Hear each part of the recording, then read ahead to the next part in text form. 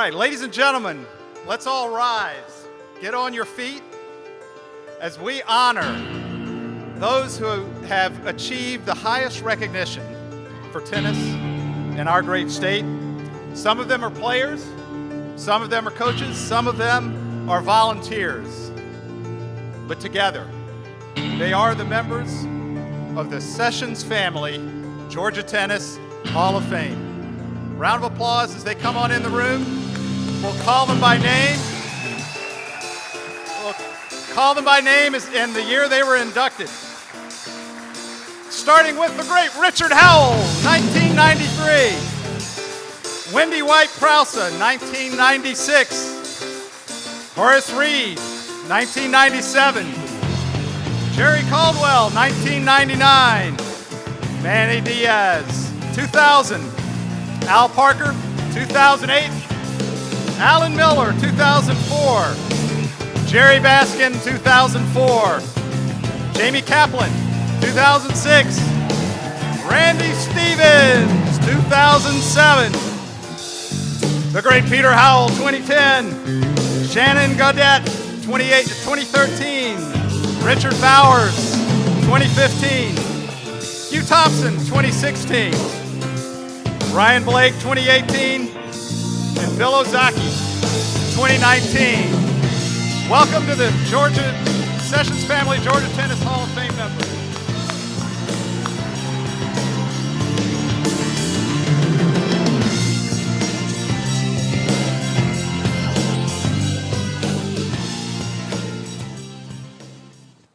Awesome. All right, so it feels a little bit like a reunion because it's been a while. I love hearing everyone talking in the hall and in the front because last time we were here, it was a little bit of a different world. It was 2019. And when I look at those inducted and I look at Bill Ozaki from 2019, I'm like, it wasn't that long ago, but it actually was 3 years. And so we've got some catching up to do. And the good news is tonight we will get to catch up. We're inducting 3 great new members into the Georgia Tennis Hall of Fame. 2 of them have been waiting patiently for about 2 years. Normally we do this every June or July. 2020, obviously the pandemic hit. We didn't have our ceremony like we did in 2019. 2021, things were lingering, so it's going to be worth the wait. But first, before we induct those Hall of Fame members and give out some other awards, I first want to make a couple remarks. So, by the way, my name's Cannon Carr. I'm former chair of the Georgia Tennis Foundation and currently on the executive committee. I'll be your host for the evening. First, I want to do some quick thank yous before we get started tonight. The person really who we'd love to thank, who's the reason for the Sessions Family Hall of Fame and Museum, has to quarantine. So Lee Sessions sends his best. He would be here. He would love to be here, and his wife, Helen. But we thank them for their generosity just through the years. Also want to thank Richard Howell. Richard is, of course, the heart and soul of the Hall of Fame Selection Committee, as well as the great committee members, many of whom are here tonight. So we want to thank Richard. Want to thank Richard Bowers as well. Richard is just for his support for this year and every year in helping us put on this event.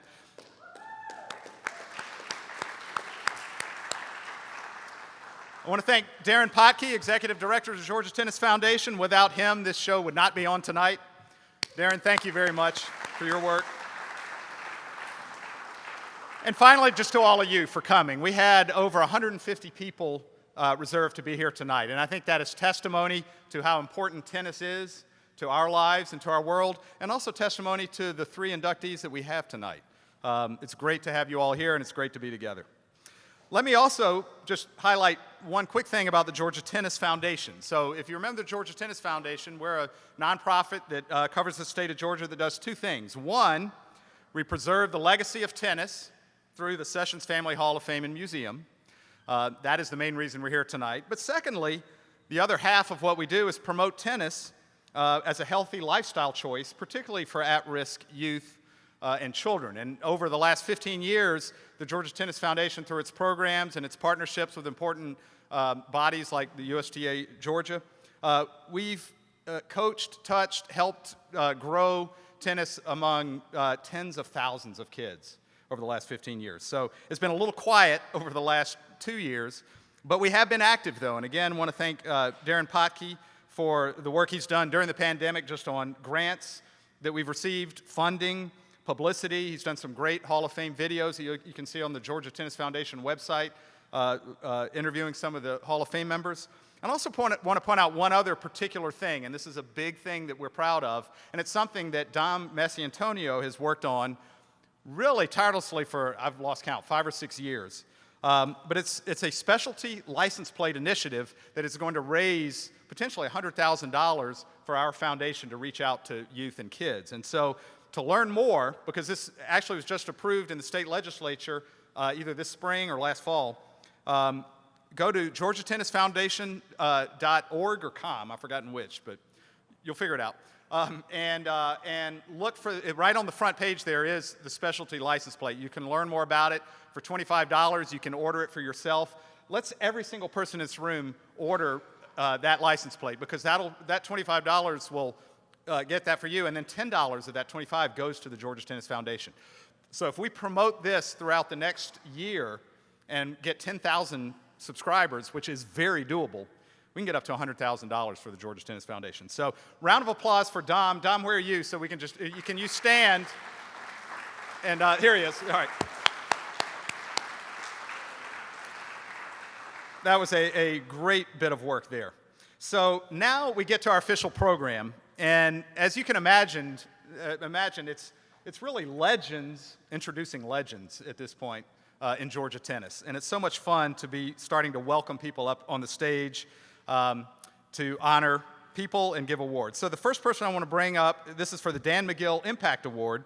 I'm going to call on Alan Miller to come up and give the award. You know Alan, I mean, he's got a long, wonderful history, but brought the first national championship to Georgia, 1983. I remember it. Doubles win, phenomenal. I think he made the semis each of the 4 years. So anyway, Alan, we're in your good hands. Thank you, Cannon, for the night, and of course, Richard and Darren for all your hard work, and all the volunteers that came out and helped us get settled. Yeah, I had a lot of great partners. I didn't do it at all. First of all, I want to congratulate Craig and Brian and Lee for a great honor, well-deserved. I know it's been a long time coming. It's great to be back with you guys. The Dan McGill Impact Award, I cannot think of a better word to describe Coach Dan McGill or Coach Manuel Diaz. Most of us are familiar with Coach McGill's accomplishments. He was sort of a pioneer in Southern and Georgia tennis. Was just a tremendous impact at the University of Georgia athletic program in general, and of course, the collegiate tennis in general. But Manuel's impact on UGA's tennis, I think, is even greater. As a player, he ushered in Georgia's Southern dominance in the early 1970s. As an assistant coach and a head coach, he won 6 national titles. That's NCAA outdoor titles, a couple indoor titles, and I think he has the most SEC wins. He's really the guy that led us to the national prominence in the United States of America with Georgia tennis.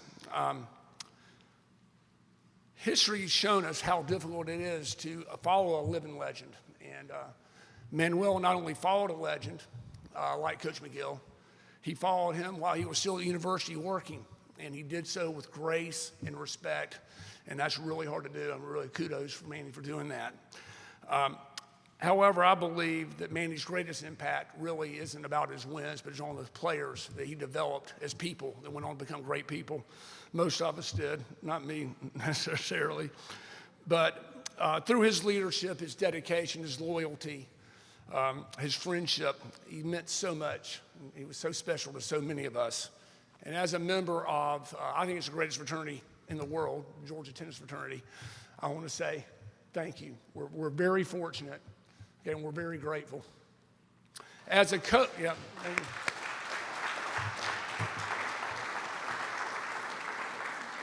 As a coach, I think Manuel's greatest talents was he treated everyone on his team fairly, but he didn't treat them the same. And that sounds easy, but it's not. I mean, to have a lot of different characters out there playing and to know how to get the best out of each one of us was really tremendous. And Coach McGill was one of his greatest traits was he thought he treated everybody like they were the best person in the world, they're the most special person in the world. And we all felt it, but I can tell you, Manny, you were his favorite. There's no doubt about it. So, and talk about dedication, Manny just had hip surgery 6 days ago. He still made it. So he's going to stand up and give some remarks there. So can I just take the mic to him? So please, everybody, give a hand of applause for Manuel Diaz, recipient.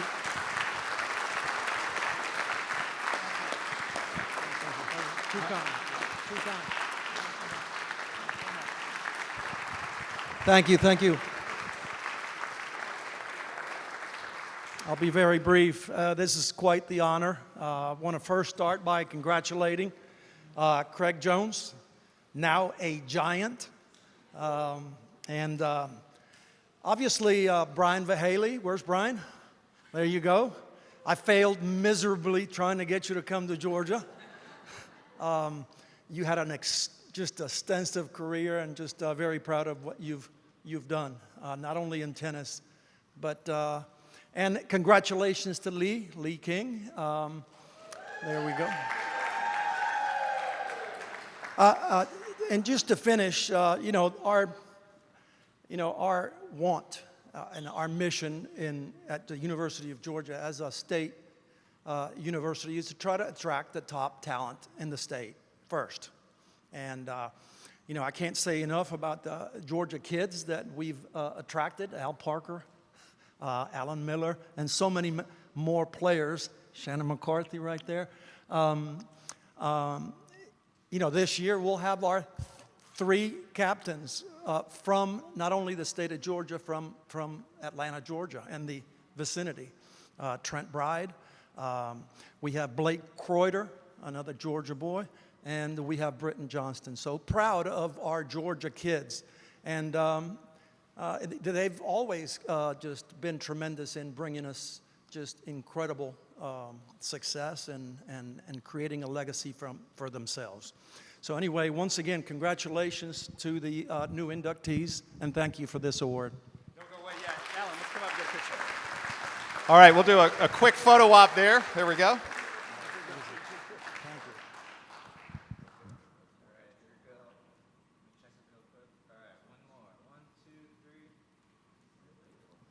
All right. Thank you. Absolutely. You want me to hold it or take it? Can you take it? All right. Well, Coach Diaz, congratulations. Your leadership for not only tennis in our state but across the nation is incredible. And I did see, I think you were top 10 and you led top 10 Bulldog teams 27 out of 33 years, which is an amazing stat in addition to 4 national titles. So unbelievable. All right, so I'm going to call Randy Stevens to the stage now for a special recognition. And Randy needs no introduction. He's done every volunteer job in the state, as well as coached so many people. He even has a facility named after him in Macon. So, thanks, Ken. It's my pleasure to take a few minutes to talk about one of our Hall of Fame members that we lost this past year. It wasn't you, Manny. You're still good. I mean, you got a hip replaced, but you're with us. It's my good friend John Callan, and I happen to. He was my best friend and my doubles partner for over 40 years, and he passed away this April 8th from his battle with cancer. John, in addition to being in this Hall of Fame, was in 3 other tennis Hall of Fames: the Alabama Tennis Hall of Fame, the Georgia Tennis Professionals Hall of Fame, the Southern Tennis Hall of Fame. He grew up as a junior tennis player in Birmingham, Alabama, was a very good junior, went to Georgia Tech and played on scholarship there for 4 years and was a co-captain of the tennis team there at Georgia Tech. And then he went on to work at his first job out of college. He was actually a director of tennis at Big Canoe. And then he went to Indian Hills and then the Standard Club as tennis professional positions. And when he got involved in Georgia tennis was when he was at Indian Hills. And this was in his 20s, and he became the youngest president of the Georgia Tennis Association in his 20s back then. And John was always a visionary. And the Georgia Tennis Hall of Fame was something he started while he was president of USTA Georgia. He also started the Georgia Tennis Foundation, and he was, just a leader in everything he ever did. After those times, he was the executive director for USTA Southern for 33 years before he retired shortly before his death. He's got a wonderful wife, Frances, that's still with us, and he's got 3 daughters, Ashley, Melanie, and Courtney, that are wonderful young daughters that, you know, miss their dad so much. But if you would, I'd like for you to take just a minute and let's remember John. Thank you.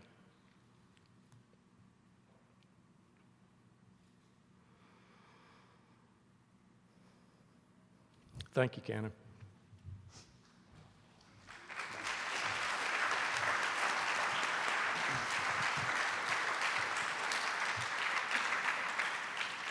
Randy, that was a wonderful remembrance of somebody who we're here because of that person, John Callan. I mean, that's why we're here in this room, and he's touched so many people. I remember he helped get me started in tennis. I mean, I remember taking from him at Indian Hills. So thank you, Randy, for having us pause and remember this great person.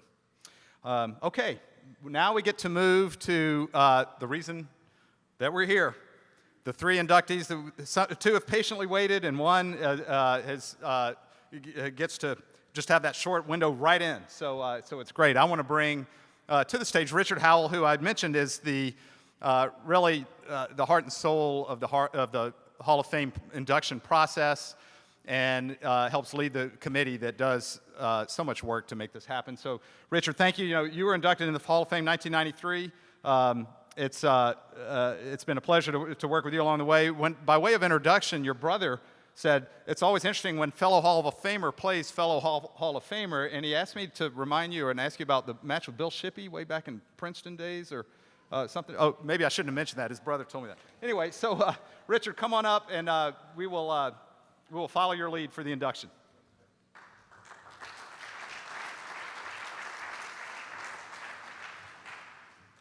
Well, thank you, Cannon. Since we have such strong inductees this year, I'll take credit for the committee. When we don't have them, the year Dick Bowers got in, I said I had nothing to do with the vote.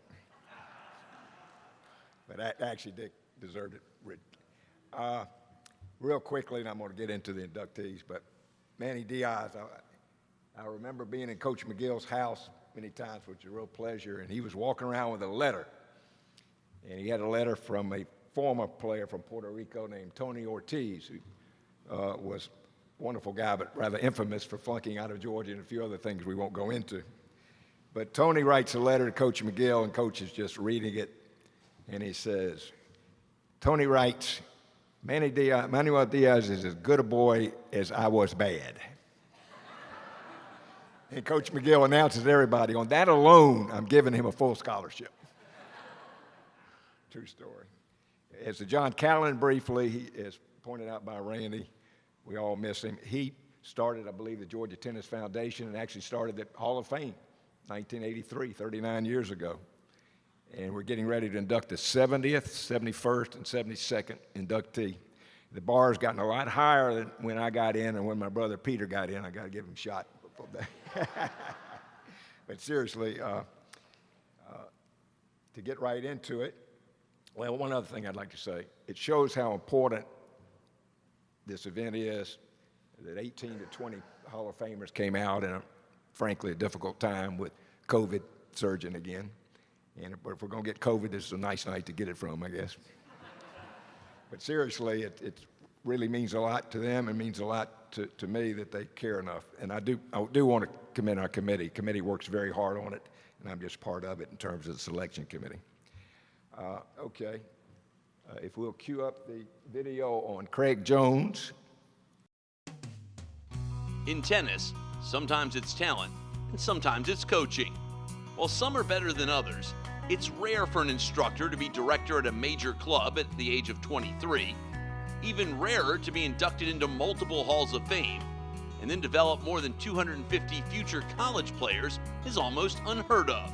But most coaches aren't Craig Jones. I would say there's very few people who get inducted into the Georgia Tennis Hall of Fame, and Craig is definitely one of the most deserving people in the state of Georgia. His passion, his enthusiasm, his years of continued dedication to the sport to help grow kids, adults, everything. It's unbelievable what he's done. He's seen countless numbers go on to play in college and professionally. The roots are so wide and deep in the impact that he has made on so many through tennis. Obviously won a lot of awards. You can look at the stat sheet and they're all there. But being inducted to the Georgia Tennis Hall of Fame is like, I think, the final step of really completing an amazing career. Jones grew up in Macon, Georgia. In his early years, he was an exceptional athlete. During his sophomore year of high school, Jones was a three-sport star at Tatnall Square Academy in Macon. He was a star running back on the football team, a next-level shortstop, and the starting point guard for the Trojans. He didn't even start playing tennis till the age of 14. He was a standout athlete, and it came really easy to him. And you know, what didn't really come easy to him, and he even started at a young age of 14, was tennis. And that's what really drove him to be motivated, because he was, you know, always the best player on each of those teams, that he wanted more of a challenge. And tennis was very challenging, and that's what, you know, made him transition and want to focus on tennis. And then ultimately, you know, he had scholarships for, I think, all the sports in college, and he decided he wanted to play tennis. In his senior year of high school, Jones started to excel at his new sport. He won a single state title at Tatnall Square Academy and went on to receive a scholarship to Gainesville Junior College. While in Gainesville, he found success again, earning the #1 seed at the national tournament. The success he found in junior college earned him a place on Georgia Southern's tennis team. In his college off-seasons, Jones trained with Savannah pro Wally Norwich. Jones also helped Norwich work with younger players, including Georgia tennis legend Al Parker, the nation's top junior at the time. The experience inspired Jones to go down a new career path. From the start, the people he surrounded himself with, the mentor he had, and you know, being able to work with a big name right out of college and actually be hands-on as kind of the co-assistant coach, where I believe it was Al Parker, who still, I think, has won the most gold balls in junior tennis. It didn't take long for others to also realize his true calling. Jones became tennis director at Rome's Coosa Country Club in 1983, a position he would hold for 17 years.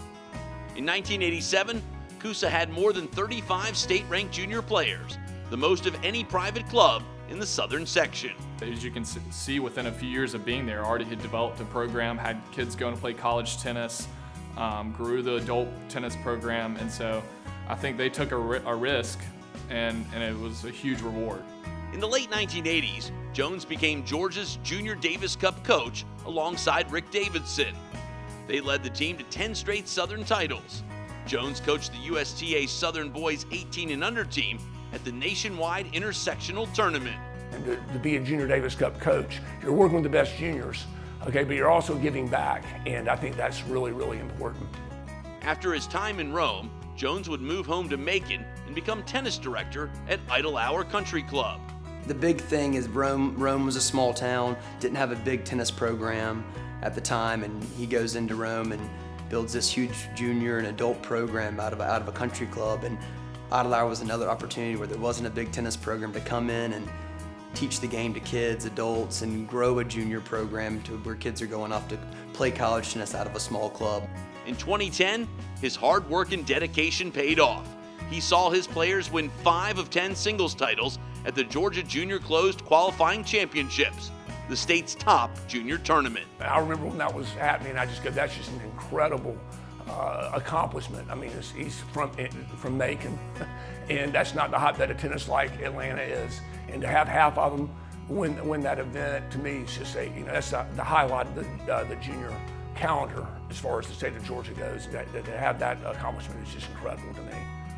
Jones's former players throughout the years have included Misty Morris at Georgia Tech, Becca O'Shaughnessy of Alabama, Ariadne Riley of Tennessee, Colt Gaston at LSU, Jess Jones at Clemson, Rebecca Baum at Alabama, Michael Durham at Auburn, and Samuel Barrow of Mercer. I think the level of collegiate players that Craig's coached and the number of these coaches that have gone to the collegiate level is just an absolutely phenomenal achievement. Craig was the sole reason. You know, he helped develop me as a junior. I think he's helped develop, you know, hundreds of other players who otherwise wouldn't have had this opportunity to attend college on a scholarship. And so I think we all owe him a debt of gratitude and are really thankful for what he's done and the impacts he's had in our life. Jones was the Georgia Tennis Association's Junior Coach of the Year once, Director of the Year once, and Pro of the Year 3 times. He is a member of the Rome Sports Hall of Fame, the Macon Sports Hall of Fame, and the Tatnall Square Academy Athletic Hall of Fame. I'm very proud of him as far as he's done for his tennis. I'm also more proud to be his friend. He's been a great friend for all these years, and as great of a coach he is, he's even more of a tremendous person. My dad is a great instructor, but where he really shines is his impact and relationship he has with every student that comes across. Even the ones that call 20 years down the road, saying thank you for the impact you made in my life, or thank you for what you did, not just on the court, but off the court as a father figure in my life. For almost 4 decades, he has been one of the state's best instructors, and the success of his players has left a lasting legacy on the game of tennis. Congratulations to Craig Jones, a 2020 inductee into the Georgia Tennis Hall of Fame.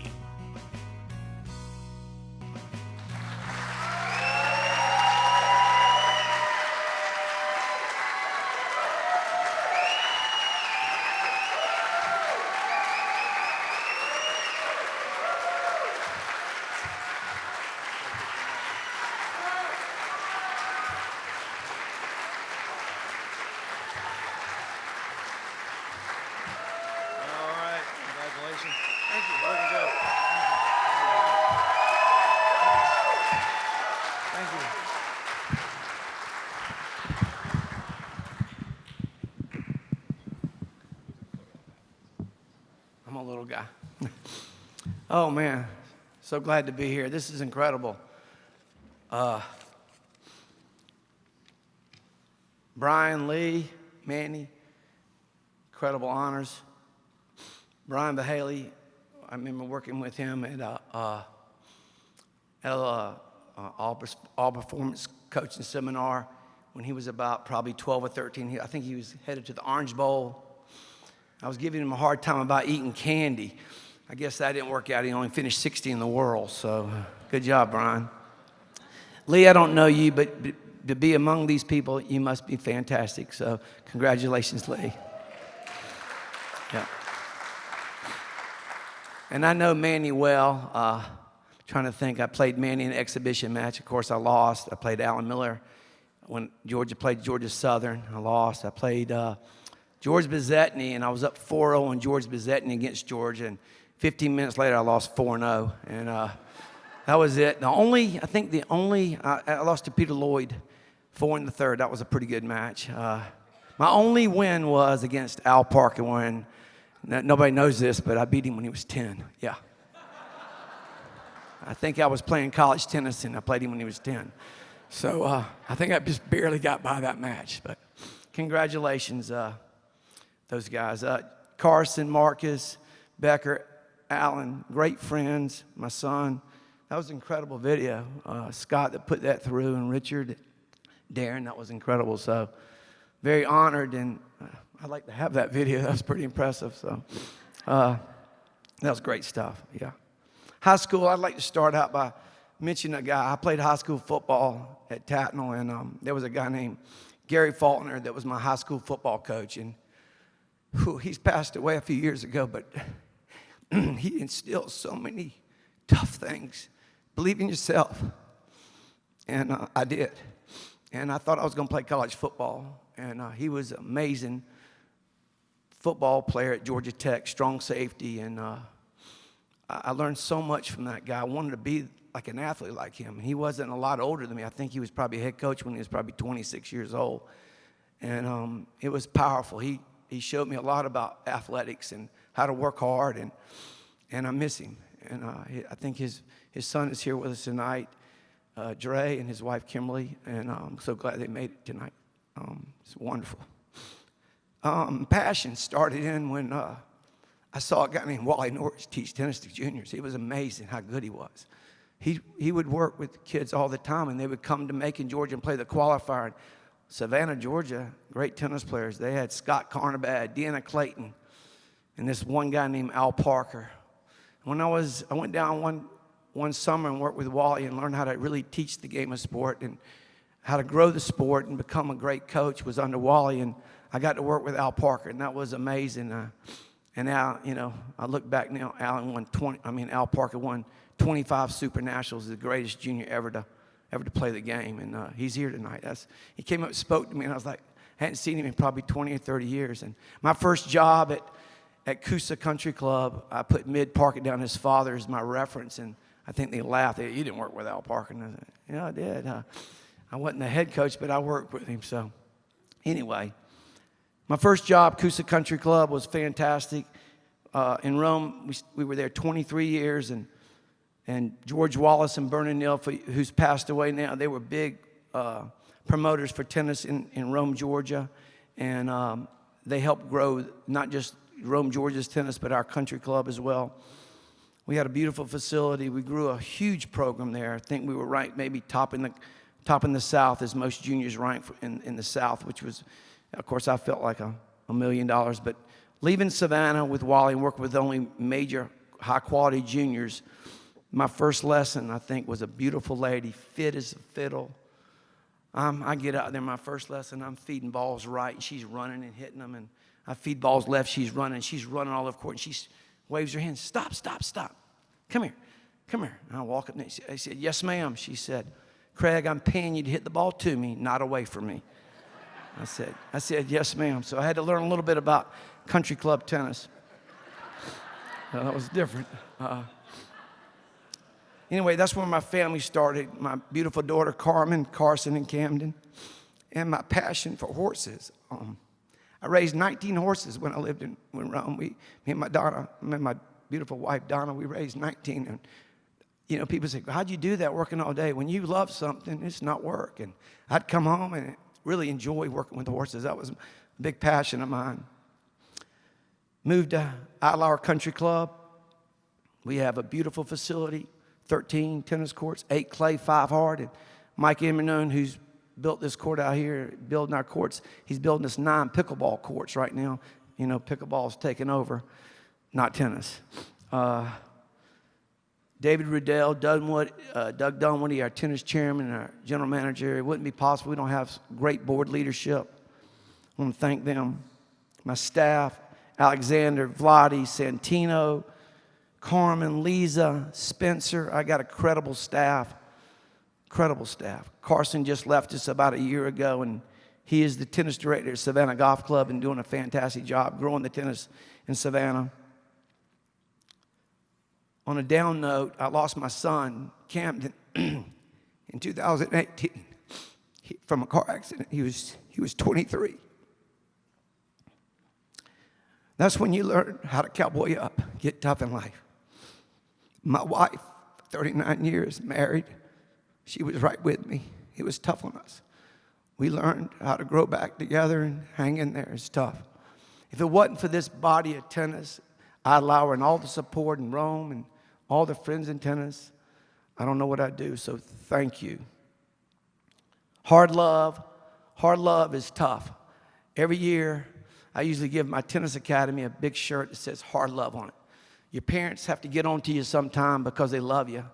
They want you to walk the straight line. They want you to do the right thing. They want you to have good character. They want you to grow up right. They want you to love, be kind. Right in the middle of the shirt, I have a paw print. A big print is your steps in life.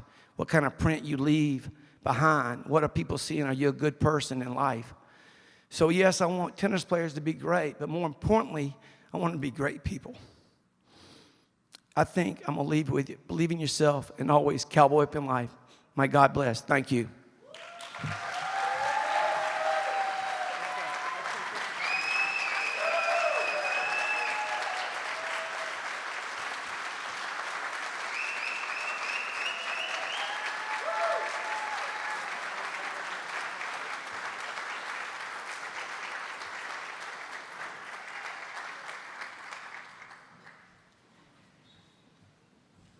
Excellent job, Craig.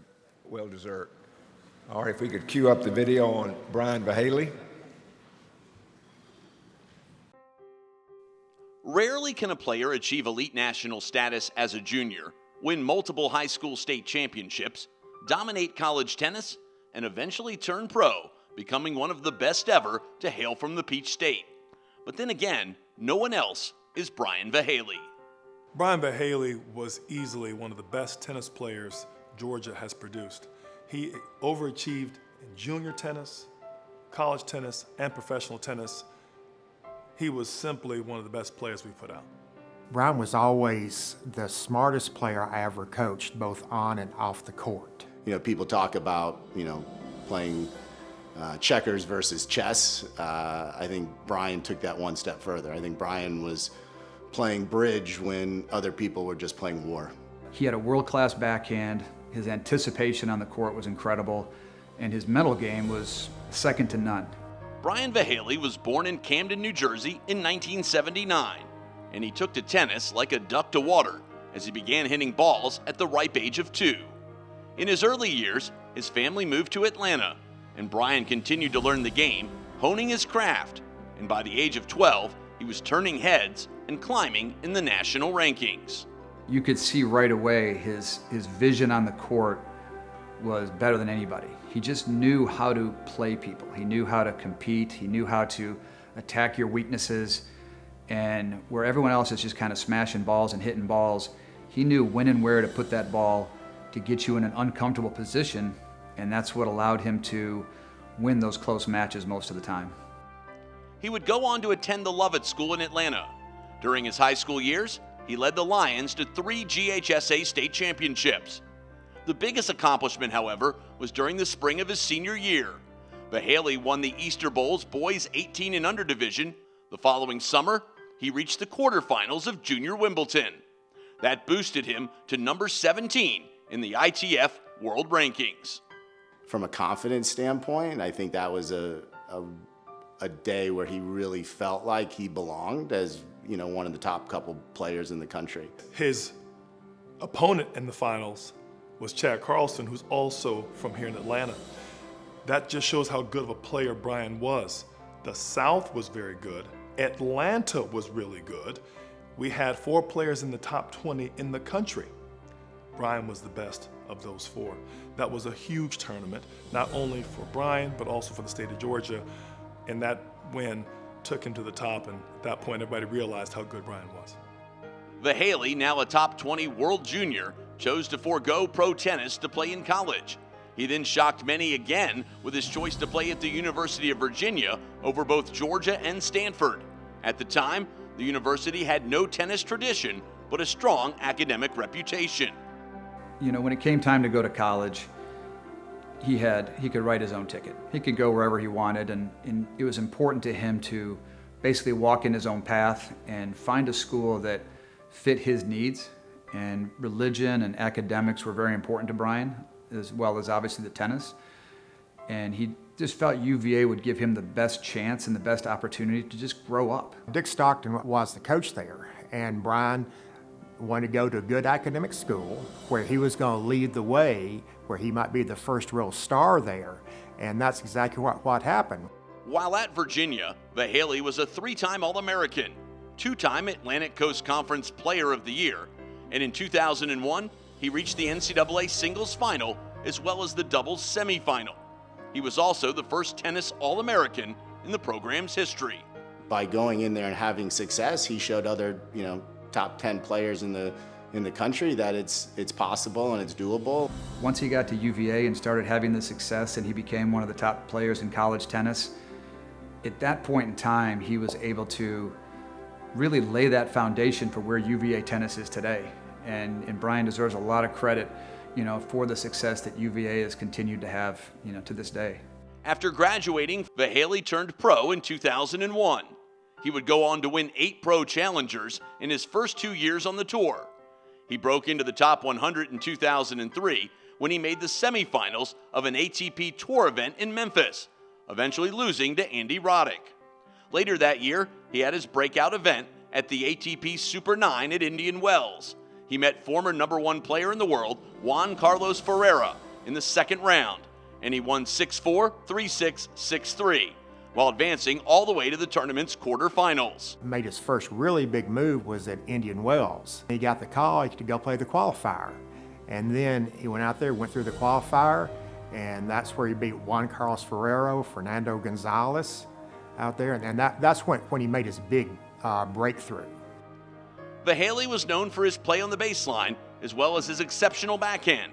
These skills helped him make the United States Davis Cup team in 2003. Only the best in the country get invited even to be a part of the team. Also says to me that Brian had earned the right to be on that team. I believe Andy Roddick was on that same team. He and Brian were good friends. I think it's the biggest honor you can have for your country in your sport is to represent your country in a competition like that. In a 7-year pro career, Vahaley played stadium court feature matches at 3 major championships, including the United States Open, where he faced James Blake, the French Open against Leighton Hewitt, and the Australian versus Andre Agassi. I've heard of players that have played on the Pro Tour for 10 years and never got to play on the center court at any of those venues. Not only is it a big honor, it's also, look at who you're playing, and then those matches. Brian played great in all those matches.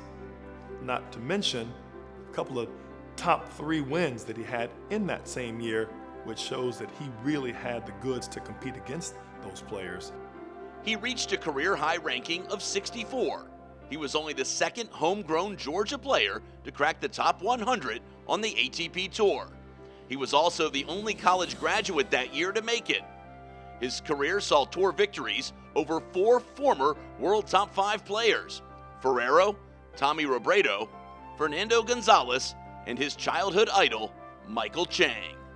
Beat a ton of top players in the world and had a lot of success on some very big stages. And every time he did that, it continued to help him grow with that kind of confidence, knowing that he belonged and was capable of playing anybody, anywhere. 2007 saw the end of his professional career. 3 shoulder surgeries that year would force him into an early retirement. Brian, when he got injured, he was in the low 60s and rising when he got hurt. There's no doubt in my mind that he wasn't going to be top 15 in the world if he had been able to stay healthy. But at age 28, Vahaley went into business, where he now focuses in the private equity world of operational turnarounds. He is currently the CEO of UFit, a chain of fitness centers with over 3,400 employees. He's also served on the USTA's board of directors since 2013. He's also currently its secretary and treasurer. There was a time where he was the only top 100 player with a college degree. I think that was something that was really important to him, and I think that's something that he knew whenever tennis was going to be done, he was going to have something to definitely fall back on when he went into his next stage of life. Congratulations to Brian Vahaley, a 2020 inductee into the Georgia Tennis Hall of Fame.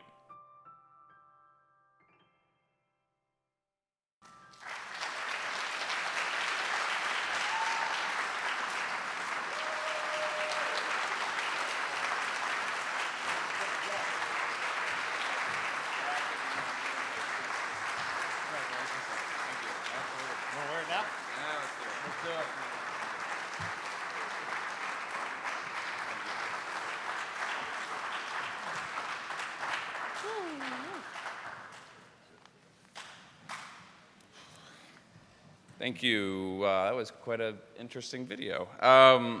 It's nice to see so many of you. It's actually been really fun to be back. I haven't seen a lot of familiar faces. People have known me since I was probably 4 or 5 years old. So to Craig, to Lee, it's an honor to be here up here with you. And Craig, certainly you were a rough coach on me, which I don't appreciate. But yeah, it's great to be here. It's great to be in front of you. So in preparing for this, I saw this speech a while back from Warren Buffett, and he was talking about all the things that had to go right in his life in order for his success to be had. It had to be in the right family, in the right country, in the right time. All these things have to come together in order for success to happen. And while I don't have $180 billion that Mr. Buffett has, it did make me think about my tennis differently, and what I was able to accomplish and how I was able to accomplish and all the people that were there that sort of helped me through it. Because really it wasn't something that I did on my own. It was a ton of people who were supportive of me. So a lot of this tonight for me is an opportunity to use this award to say thank you. because I'm very appreciative. Just watching this and what I was able to experience for so many years is an output of what so many people's hard work into me was. So I have to start with my family because it does take the right family and to be born into the right family in order for this to work. And my family starts with my mom, who in a word is simply described as relentless. She is relentless in her pursuit of having her son be the best he can be and ensuring that he lives up to his potential, not just as a tennis player, but as a human being. What does a relentless mother look like in action? It's shamelessly driving over 12 hours in a minivan into the fancy Doral Country Club with a mini fridge and a hot plate so I could have my lucky meals before my matches. It's about driving 10 hours in the middle of the night of Missouri because I was having a meltdown at my first pro tournament. It was calling FedEx, asking where my University of Georgia lucky hat was because her son could simply not play without it. It's about letting me put my head on her shoulders after matches that I would choke. She never quit on me. She never quit on my dream. It's not possible to achieve what I did without a mother so willing to sacrifice of herself to make her son a success. To my dad, he taught me about perspective. You'll often see the world's top pros looking to their player boxes for support, and it was impossible to see my dad and not have my nerves completely relax. In the most critical of tense moments, it's his calming perspective that creeps into my mind and allows me to focus. When a prominent sports agent once told me, if you don't get to the finals of the NCAAs, you're nobody and you have no pro tour ahead of you. My dad simply took me to the same breakfast spot every morning in Athens before every match, just the two of us, to help me manage the stress I was under. For him, it was about the journey, appreciative of the moment, okay with whatever outcome was there, as long as I worked hard and I competed well. My many state and national sportsmanship awards are a direct reflection of my father's impact in my life. For my sister, it was always about love, selflessness, and loyalty. She allowed me to shine in spite of the impact my tennis would have on her life. It's not easy living a life with your sibling getting all your parents' attention, but instead she chose not to be resentful with me. She chose to become my closest friend and fiercest supporter. Growing up, we would stay up late. She would tell me about the real world, and I would tell her about this crazy Georgia junior tennis world. She gave up her weekends in high school to come support me, surrounded by kids much younger than her, occasionally getting on the local Macon news, being called out as my mother instead of my sister. When I played Agassi on center court on ESPN in Australia, I made sure my sister saw my sign to her when I balanced my racket on my head right before the match started. She made me feel like she would have my back no matter what, and she continues to be fiercely loyal to those she loves. So I had the right family. And it takes a strong set of coaches to take you to the next level, and I just want to call out a few that were incredibly impactful in my development. When I began to play tennis, actually all I really wanted was to play college tennis. I remember as a kid going to Athens, sitting in the stands with the massive crowds, and just telling my mom, this is exactly who I want to be when I grow up. I would see Al Parker, I would see John Roddick, and think, like, this is it. Like, this is the holy grail. And so my mom, being relentless as she was, she said, I'm going to find you the best coach. I'm going to find you a coach who can get you into college scholarship. Who's the best one out there that has a history and a track record of getting college scholarships in Atlanta? And entered Jerry Baskin. Impossible to put into words what Jerry has meant to me in my life. Fundamentally, Jerry taught me about strategy. He taught me about how to break down my opponent's weaknesses. He taught me when all else fails, just take out their legs and let them mentally unravel. He taught me that winning with an ugly strategy is in fact still winning. He taught me about the importance of preparation, hitting thousands of balls, even dead balls, until I mastered the stroke so as to perform best under pressure. He showed me how to make my backhand surprising and lethal. He taught me how to mature into becoming a professional because Jerry studied the game and I felt a responsibility to match that intensity. He sacrificed time with his family so as to make me the best player I could be.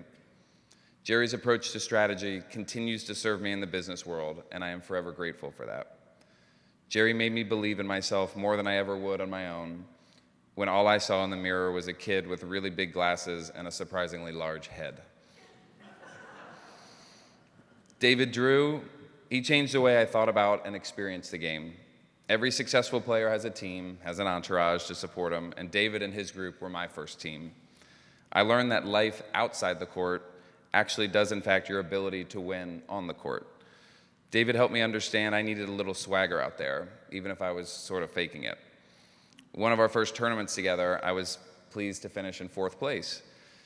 David took the trophy, made me put it under the tire of his car, get in his car, run over the trophy over and over and over until there was nothing left. For David, it was time for me to expect more from myself. 4th place was not enough. It was time to understand what it took to be number 1, both on and off the court. Torrey Hawkins, he is my secret weapon. This man studied physical fitness with a passion, his larger-than-life smile, but don't let it fool you. He has this crazy, unrelenting, intense demeanor. Torrey was who I was actually pretending to be when I was on the court, an intensity that was meant to be intimidating. I can confidently say that because of the physical training with me, I felt unstoppable. I could not and would not ever be run down. If I would, and I must, I would torture my opponents into submission. So much of my on-court confidence came from Torrey, knowing no one would be in better shape or more physically prepared than I would be. He made me realize that if you put in the hours, if you put in the work, it's going to change your mind and it's going to change the way you compete.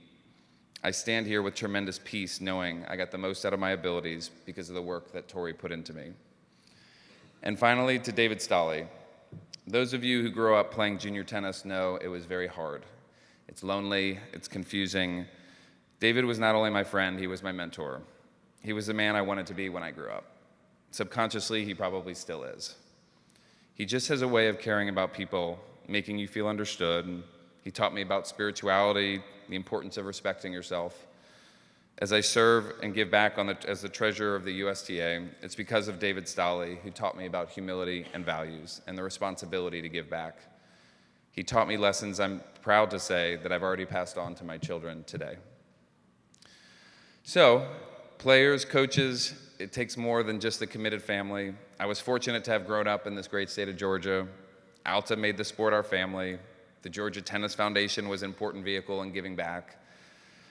The Georgia Tennis Association, with former leaders like Rick Davidson, Sheila Cronkite, Janet Lauer, who poured so much time and love into our family as we navigated the tennis world. We're fortunate to have Darren take the lead here today because this Georgia tennis playing community is not common or seen in any other states. It is an honor to be an output of this community. You somehow found a way to lift up a young, insecure, gay little boy from Roswell, Georgia, and living his childhood dreams of playing on the courts of Wimbledon and Flushing Meadows. Your support and my time in tennis has allowed me to become the man that I am today, with my wonderful husband, Bill, and my 2 handsome twin boys, Parker and Bennett. Bill never knew this side of my life, and I'm so grateful to share in this moment with him today. Tennis continues to bless my life so much. I can't thank you enough for the role that each of you played in it. Thanks.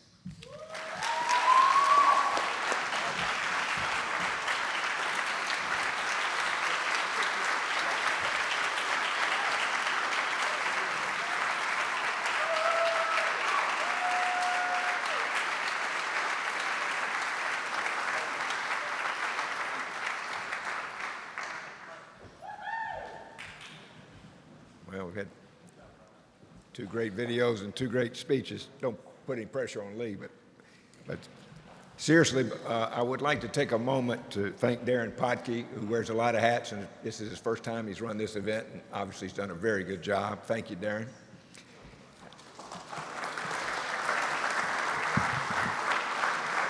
Also, I want to give a special thanks to Scott Singer, who just does an outstanding job for us on these videos. You can tell for the quality of it. And I'd recommend anybody needs a video and any specter to call on Scott. Now, our last inductee, I won't say much about Lee, other than she is one of the nicest people I ever met off the court. And on the court, she is ruthlessly competitive. So I appreciate when she's my partner rather than she's drop-shotting a 73-year-old man constantly. But seriously, if we'll cue up the video on Lee King. Thank you. It's not very often a player can be successful at the junior level, continue to dominate the game, winning titles all the way through senior competition, lead more than 50 championship ALTA teams, and grow into one of the best teaching professionals in the state for over 4 decades. But not everyone is Lee King. Lee has been involved with tennis in Georgia for more than 40 years, and I can't imagine anyone more deserving than Lee for this honor. Most people that are in their 40s are talking about hanging up their tennis racket because they've got aches and pains, and she's still winning championships. Lee started playing the game at a very young age. She was the daughter of outstanding Atlanta player Ann Preston King, who helped foster her daughter's love of the game in the 1970s.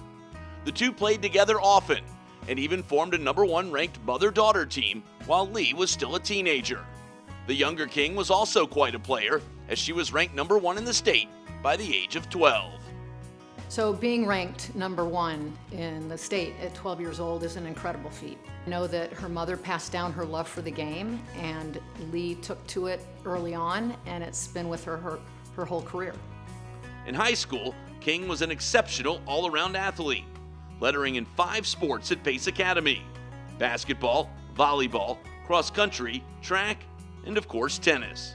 She helped kind of pave the way for girls athletics there. And I've met people who went to high school with her at Pace who talk about what an incredible athlete she was then and continues to be. She would go on to Presbyterian College as a 2-sport player in both basketball and tennis. But after 1 semester, she transferred to the College of Charleston, as they offered her a full ride to play tennis. She then qualified for the AIAW Nationals as a doubles player. She was a really good college tennis player. She could have played anywhere she wanted to in the country. The College of Charleston was really lucky to have her. She grew up playing the best players in the country, and she was always very highly ranked. Following her graduation, King was an estates and wills paralegal for 5 years, but taught tennis on the weekends, and finally followed her heart, becoming a full-time independent professional in 1987. She kept that game going, kept that passion, and doing that on the weekends, and finally got to break out and do it on her own and follow her dream, and which is lucky for the rest of us, especially me and everyone on her team, that we now get to benefit from all of her hard work and excellence in the sport. I take lessons from Lee, my children take lessons from Lee, and I think she was just born to teach this great game of tennis. Lee knows her students, and she knows what she enjoys doing, and she's gone after that and been very passionate about it, and has touched so many children's lives and changed the sport of tennis. For 4 decades, King has thrived in Atlanta, the league tennis capital of the world. In addition to coaching dozens of recreational teams, she's been captain to 34 ALTA championship teams, and that's just since 2000, when the association began tracking player and captain data. She's also played on 17 other ALTA teams during that time period, all at the highest level. Her total title count is more than 100 city or city runner-up plates. Those championships have come in 5 ALTA leagues, and all at ALTA's highest levels. It's been said that King owns more ALTA hardware than any player this century, if not all time. As an ALTA captain and a player, she has been the captain of countless teams, and as a player, she's won probably more hardware than anybody in the city that I can think of. She could literally wallpaper her house in pewter plates. In 2000, King became captain of Georgia's Southern Senior Cup team, the highest level of USTA senior team competition. With King as an integral player, Georgia has won the 9-state championship 4 times, most recently in 2019. She's also represented the 9-state Southern Sectional as a player at several USTA national intersectional team events. That's a very big accomplishment because you're talking about a tournament that has 9 different states in it. They're the best players in the Southern section. And to actually win that tournament, you have to be the best player in the country, one of the best players in the country to win that tournament.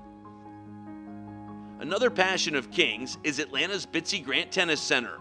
All of her ALTA teams are based there. For the past 3 years, she's been president of the Friends of Bitsy Grant Tennis Board, which aims to preserve the city's most historic tennis facility. For 4 years, she's run the Georgia State Open out of Bitsy Grant. Lee loves the Bitsy Grant Tennis Center. She spends a lot of time there and puts her heart into making it a great tennis facility. Lee has done such an amazing job with Bitsy Grant. She's just poured her heart into it over the years and done such an extraordinary job making it an amazing tennis facility here in Atlanta. Lee King is still going strong as a player. This year she played on a USTA Senior 5.0 Plus team that won the national title in Las Vegas. At 62, she continues to hold her own, despite typically being the oldest player on the court in the 40 and over competition. She's got the athleticism to get to the net, and her quick hands, volley, and drop shot have stood the test of time. And I cannot believe the number of teams that she's playing on, the number of wins and championships that she is continuing to win. Not to say anything about her age, but it's mind-boggling. She is incredibly deserving of the Hall of Fame, more so than anybody I can think of. She has been the captain of countless Alta teams, and she has been always there, ready to play. And with everything that she's going on outside of tennis, she's been a great partner, she's been a great captain, and I can't think of anybody more worthy of this award. Lee King has proven both on and off the court she's worthy of the Hall of Fame. Congratulations to Lee King, a 2022 inductee into the Georgia Tennis Hall of Fame.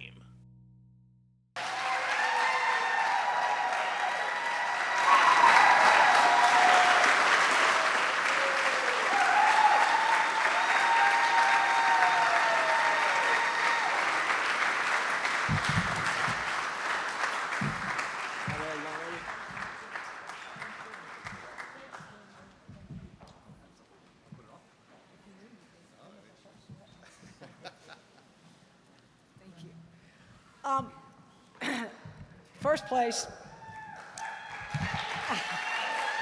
I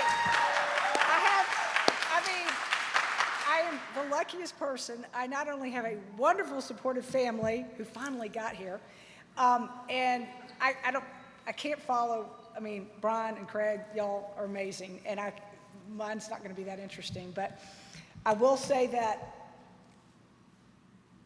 what makes you successful, obviously, the people that surround you.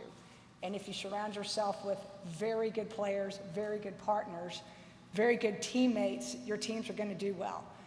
I have been captain for most teams I play on, simply probably because no one else wants to, but I can be a martyr at the same time and tell them of the suffering that I endure every single season to try to get these teams together. But the players on my team are so good that it makes my life easier. And if I can get them out there and get them not on the injured list, we can usually do quite well, whether it be mixed doubles. I have an amazing senior team. You have to be 45, and that team, all the teams of that senior league in the winter, it's a senior league in the winter, every team we play, everyone has played college tennis. So you're always playing, I don't care if you're playing a 60-year-old, I don't care if you're playing a 45-year-old, they're always good matches. It's probably the most competitive league that I play. And to win that, which we have won the last, I say 3 to 4 seasons, is always an accomplishment. And I'm very grateful for those, and I see so many of those players here today that have enabled us to win. And I'm on the team, and I do play, thank goodness. I would not be captain probably of a team that I couldn't play. I'm pretty selfish about that. I'm not a good bench warmer, but I have certainly enjoyed being captain of all these teams. Bitsy Grant is a love of mine. I grew up playing there in the 10 and unders. It is going through a transition period now. It's been very hard. Peter has been very supportive of it, and we have been trying to work with the city. That's a whole nother issue, but we still love it. We want to make it the prime Southern tennis center that it is and be able to host tournaments like it has been doing in the past, but right now we're in a transition period. So stay with us, and hopefully we'll be able to host the Georgia State Open there again. We try every year, but we may have to wait till the city actually picks a management company to run it. think that's the only way we're going to be able to get in there. As far as my youth and growing up, I'm going to be like Brian. I had an amazing mother who had 3 girls, I being the youngest. She tried to get us all started about the same time. My 2 sisters, who please introduce yourself to when you meet them, probably don't know if I'm left or right-handed even, but you can ask them. I don't know that they've ever really seen me play. They usually, good luck, we're going to go to the pool, and we're going to, but I can kid them about it, and they love me and support me, and they think I win all the time. I mean, you know, they never think I'm capable of losing, which I have many occasions, but I have a very supportive family. They had to come watch me play basketball, and I don't think y'all had to come to any cross country or any of those things, but I'd see them in the stands, and they're like, you know, and I don't blame them, and they were so supportive of me, and I remember when I started playing, they played on the, I guess probably junior high, maybe are in the middle school, or maybe even junior varsity at Westminster. I remember my oldest sister saying, yeah, I'm going to play on the tennis team because it's right next to the football field and we can wear really short skirts. And I thought, well, there's a distinction there about wanting to play tennis. We had a 10 o'clock lesson with Jack Waters. This was probably in the 70s, I imagine, and mid-70s. And we had it for probably 2 years. It was at 10 o'clock, prime time, Saturday morning. And I ended up taking all the lessons because y'all slept through the day. Y'all slept through the morning. And I think my dad, who wasn't even a tennis player, came out there to take a few lessons. So I got the benefit of them sort of not being interested in tennis too much. And I've been the recipient of a lot of wonderful, my parents were very, very supportive of me, as was my family. My mother also, Brian, took me to all of these Southern tournaments to qualify for all of these. And I mean, then she wanted to play, I can't even believe she wanted to play mother-daughter with me. And I know, I turned to her on so many occasions and said, I cannot believe you just missed that ball. You were so bad. And now I think about it, I don't even know why she wanted to play with me, but of course, she wanted to play with me because I was her daughter. And even in her obituary, she's not with us anymore, she said, one of the first things she wrote, part of her obituary, she said, playing mother-daughter with Lee was one of the highlights of my life. And here I am telling my mother how bad she is. You know, why can't you serve any harder than that? We're playing against a 90-year-old woman. We should be killing these people. But apparently I wasn't doing my part either, or we would have won. So, but we went to the Nationals in Pensacola. That's the picture that Scott had. And if I was remiss, Cannon, Richard, Scott, Darren, everybody has done an amazing job. Randy Stevens, thank you for considering me for this opportunity. And I didn't mean to leave y'all out. I just was trying to get some of this. Everybody had very organized notes, and I do not, because I was kind of winging it. But I wanted to talk about also my teaching. As my parents wanted to leave Atlanta and move to Hilton Head, South Carolina. They did not want to grow old in Atlanta. So my sisters had already left me, and I was the only one there, and my mother said, you have to find a job that's stable, that has insurance. Well, there you go. So mother said, why don't you go to paralegal school? And I was like, when did you ever think I had an interest in any type of career like this? But she sent me to paralegal school. I did estates and wills, trust. I think I had some trust work. And I was with a great firm. I had insurance. I had to dress up, look nice. And I never really felt like I was doing anything that I wanted to do. And then the firm some of the partners, I'd have my annual review. They'd say, is this what you want to do? Is this, you're very nice and you do what we ask you to do, but, is there something else you want to do? So I remember in the summer, when the summer associates would come, they would put me in charge of all of the after-work activities for these guys, for these girls and guys. And when they'd go on a retreat to like Callaway Gardens, I started, booking the little cottages and pairing people together and getting events. And then the next annual meeting that I had with the partner, he sat me down and he said, this really isn't what we hired you to do. And you've sort of gone off of your duty list, your resume list. Tell us what you want to do. We'll help you. We'll write you whatever references you need. You have made friends with all the partners. We'd be glad to. And I didn't really know what I wanted to do. And I had got my mother, typically, because she was very good at this. She said, why don't you go on and this is when I was still at College of Charleston. She said, why don't you go ahead and get your professional teaching certificate? You don't have no responsibilities. You can go do what you need to do. So I went to Sweetbriar College with Dennis Vandermeer, and I worked there in the summer, got my professional certificate, whatever it was. Didn't really use it, didn't think I'd ever use it. And then when I started teaching on the weekends when I was at the firm, and I was very fortunate to have private courts all around. I was living with my parents. That was the key to being able to do this. I had Frank Spratland, John DeBoard, I had T. Porter, I had, I had other courts in our neighborhood. Just so fortunate to have these courts I could use, and they all said, use them as much as you want. So I had always placed to teach, and I started doing that, and then started doing hitting lessons at WCT is what we called it then, out there at PSU World of Tennis. Now it's called Sporting Club or something like, not Sporting Club, at Lifetime, thank you. And I was doing hitting lessons there. And all these wonderful pros my mother had. I took lessons from most everyone, like Jerry Kirk. I took from Wally Johnson, Jack Waters, Jimbo Howell. I took from Lee Frozen. I took from Ruth Lay. I took from, just these pros now. When I think back now, how many people impacted my life. And I never had really one pro like some of y'all did, which was great. I think Mom kind of tried me at different ones to see who I responded to and who responded to me.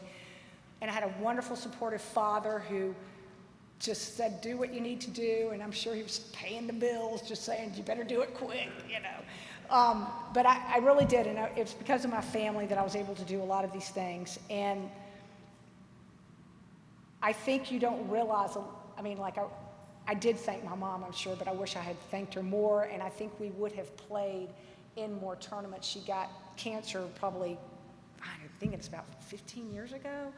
And I think we were going to play more tournaments. We had talked about it. And she did come to Senior Cup. When they moved to South Carolina, she played for South Carolina, I played for Georgia, and we would stay together. And that was a really fun time because, being in the hotel together, but we were playing for different states. I could support her, and she was pulling me. I guess I was in the 35s then. But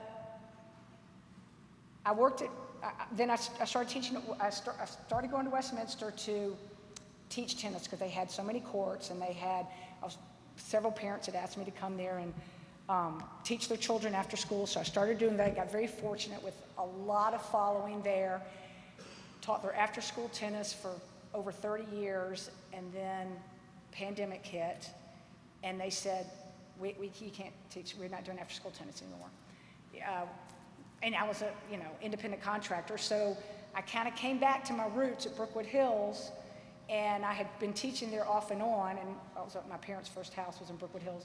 Been teaching there off and on, maybe five hours a week at the most. The rest of it was at Westminster. And this wonderful neighborhood embraced me with such love and support. I'm gonna start crying. With such love and support. And we started a women's C team there who won the city. I think the second year that they played, they were C8, and they won the city. We started a 14 and under girls team, which has been fun. It's blossomed into a mixed doubles team in the winter. But they have been so supportive of me, and I just so greatly appreciated you guys. I think you know what I feel. So, and they are here in full support, and I greatly appreciate it. I've got my Alta team is here, my national team. I've got Mitchell Green, who I love, and he he's one of my best buddies out there, and he's just I love joking with him, and we have a good time, and I appreciate your support as well. And like I said, this is a lot of these people on my senior team, which is very close to my heart.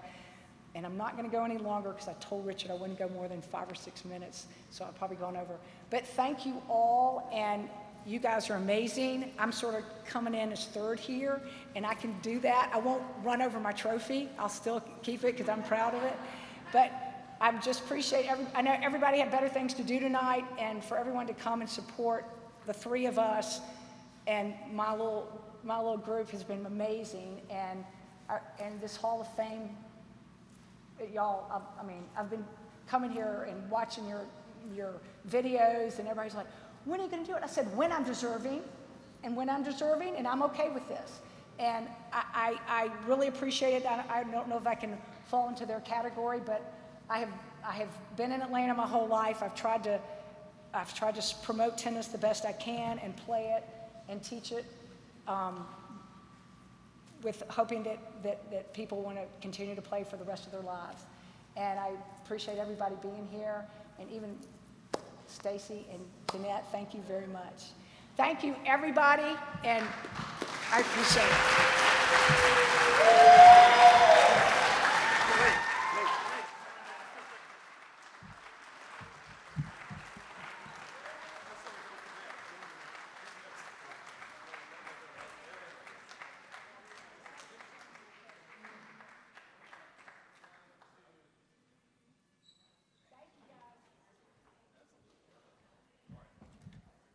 Go down the steps. All right, as we finish, I just want to close just for a minute and just say a couple things here. Tonight we talked about achievement, and tonight we celebrated the sport that we love, but I love the human side of what we saw, and you know, Manny, your legacy is incredible. John Callan, we love you, your legacy is incredible. Craig, I love Hard Love and Footprint. That is just wonderful. Brian, your context for gratitude is amazing. And Lee, your effortless athleticism. I don't know how you do it. It's awesome. You inspire us all with that. The human side makes this very personal. So congratulations once again to our inductees tonight and our award recipients. All right. One more time, let's give a round of applause to Darren Potke in the back, Richard Howell up front, Scott Seltzer, Scott Singer, if he's still here, I think he is, the Sessions family, and to each of you. Let's give a round of applause. I think 80 of you are going to tennis down at the suite, so we're going to start moving down that way. We've got some great tennis tonight. It's going to be fun down at the center. Finally, go get your specialty license plate at GeorgiaTennisFoundation.org. And then finally, let's close with Lee Sessions' famous quote, which I love. Life is like tennis. You can't win without serving. So let's go out and serve. Tennis is great. You all are great. Thanks for being here.